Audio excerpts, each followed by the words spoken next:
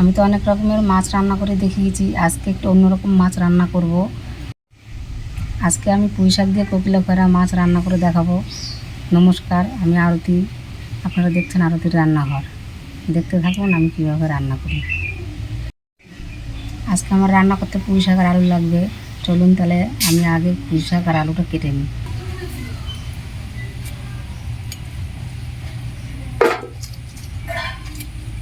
আমি পুঁই শাকের খোলাগুলো ছাড়িয়ে নিচ্ছি।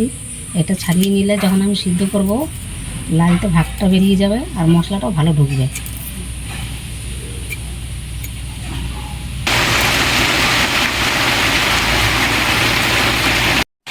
আমি আগুন ধরিয়ে দিয়েছি, এবার কড়াইতে বসিয়ে দেবো। কড়াইতে জল দিয়ে দেবো। আমি পুঁই শাকটা কেটে ভালো করে ধুয়ে নিয়েছি। শাকটা আলাদা রেখেছি আর ডাঁটাটা আলাদা রেখেছি। ডাঁটাটা এখন আমি সিদ্ধ করে নেব। ডাঁটাটা একটু ভাপ দিয়ে নেব, ততক্ষণ আমি আলুটা কেটে নেব। ডাঁটা সিদ্ধ হতে হতে আমি আলুটা কেটে নেব।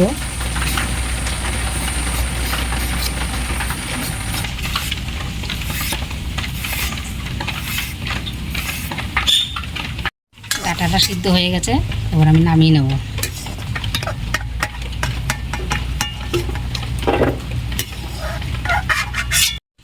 মাছে এবার আমি লবণ হলুদ মাখিয়ে নেব।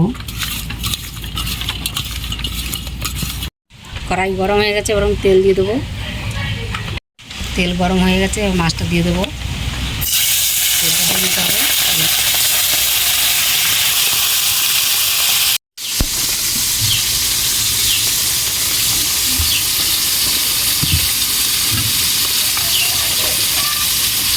মাছ ভাজা হতে হতে আমি মশলাটা করে নেব। আদা আর কাঁচা লঙ্কা বেটে নেব।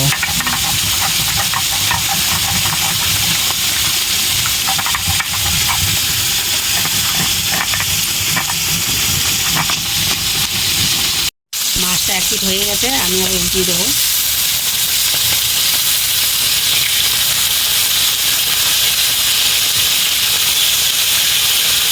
মাছটা ভাজা হয়ে গেছে, এবার আমি তুলে নেব। আমি জিরাটা ভেজে নেব। তেলে ভাজা জিরা দিয়ে তরকারি রান্না করলে তরকারিটা স্বাদ হয়। তেল গরম হয়ে গেছে, এবার আমি জিরা দিয়ে দেবো ফোড়নে। হয়ে গেছে, এবার আমি আলুটা দিয়ে দেবো। আলুগুলো আমার লাল লাল করে ভাজা হয়ে গেছে, এবার আমি লবণ, বাটা মশলা, হলুদ দিয়ে ভালো করে নেড়ে দেবো। মশলা দিয়ে আলুটা কষিয়ে এবার আমি ডাঁটাগুলো দিয়ে দেবো।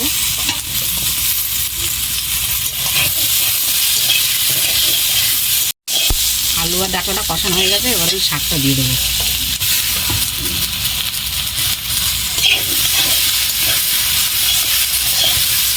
সব সবজিগুলো আমার ভালো করে কষানো হয়ে গেছে, এবার আমি জল দিয়ে দেবো।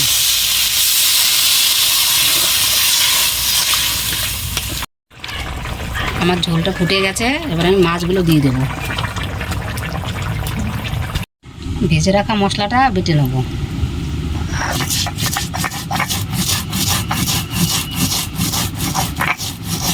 তো হয়ে এসছে, এবার বাটা মশলাটা দিয়ে দেবো।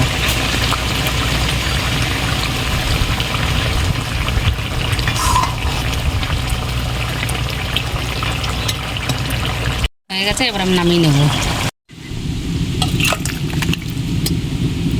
আপনারা কম মশলা দিয়ে মাছ দিয়ে পুঁই শাক দিয়ে এভাবে তরকারি রান্না করে খেয়ে দেখবেন, ভালো লাগবে। সবসময় চেষ্টা করবেন কম মশলা দিয়ে তরকারি রান্না করে খেতে, তাহলে ভালো থাকবেন, সুস্থ থাকবেন। নমস্কার, আমি আরতি, আপনারা দেখছিলেন আরতির রান্না। আবার আসবো নতুন কোনো রান্না নিয়ে পরের ভিডিওতে। সবাই ভালো থাকবেন।